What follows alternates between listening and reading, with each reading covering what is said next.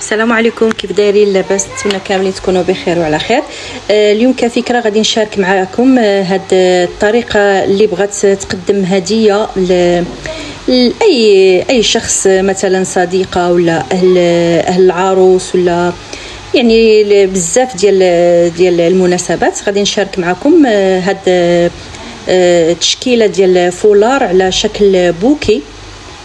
غادي ناخذ هاد الثوب هذا ديال الفينه وغادي نقطعو 20 على 20، وغادي نديروه على شكل مثلث، ومن بعد كنجمعوه كيعطينا هذا الشكل هذا. والفولار كذلك طويوه على الشكل اللي بغيتو. عندي هنايا الورق ديال يعني البابي اللي كيديروا به البوكي ديال الورد، عندي 34 على 26. غادي نقطعوها، يعني طول 26 والعرض 34. غادي نقطعوا هذاك القياس، وغادي نحاولوا نطويو من واحد الجهه شكل مائل، يعني طويه شويه مائله، وكنجمعوه بهذا الشكل هذا. وهنا كنحاولوا اننا نكمشوه عشوائي. ها نتوما بحال هذا الشكل هذا، كنقادو غير بشويه، وكنستعملوا اللاصق او السكوتش كيف كنقولوا.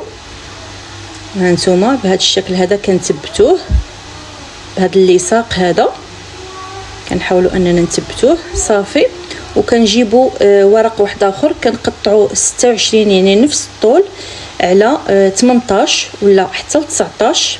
ها نتوما من هنا 19، من هنايا 26، حتى هو كنحاولوا اننا نطويوه على خط مائل، وكنحطوا بحال هكذا، كنحطوه شويه نهبطوه لتحت، يعني ما كنديروش القياس اللي الفوقاني قد الاول، كنحاولوا اننا نهبطوه شويه لتحت.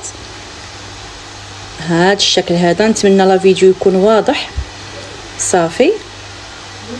وكنحاولوا بالنسبه للمبتدئات غير حاولوا انكم كل ورق تثبتوه باللاصق نفس الشكل. غادي نحتاجوا ورق اخر، يعني 18 ولا 19، والطول كيبقى 26، حتى هو كنثبتوه بنفس الشكل. انا راه زربت عليكم في القياس، يعني كنحتاجوا 3 ديال الاوراق، واحد 34 على 26، والاخر 19 ولا 18 على 26. ها نتوما كنلصقوه بهذه الطريقه هذه صافي. ونتمنى ان شاء الله يعجبكم.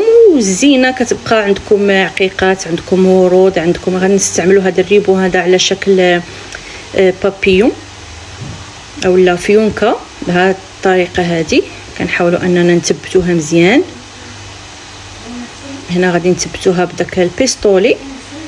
ها انتم الشكل ديالو. انا استعملت هاد الورود اللي باينه على الجهه اليمنى، واستعملت دوك الخيوط على شكل عقيق، يعني حتى هو كتقطعوا القياس. وهذا هو الشكل النهائي. نتمنى يعني تحضروها وتقدموها كهديه لاي هديه بغيتو تحضروها. انا استعملت هنا هذا الفولار وهذا الشال بنفس الطريقه. نتمنى لا فيديو يعجبكم. الى فيديو مقبل بحول الله، في امان الله. ما تنساوناش بالبارطاج مع الاصدقاء ومع الاحباب. دمتم في رعايه الله. بسلامه البنات.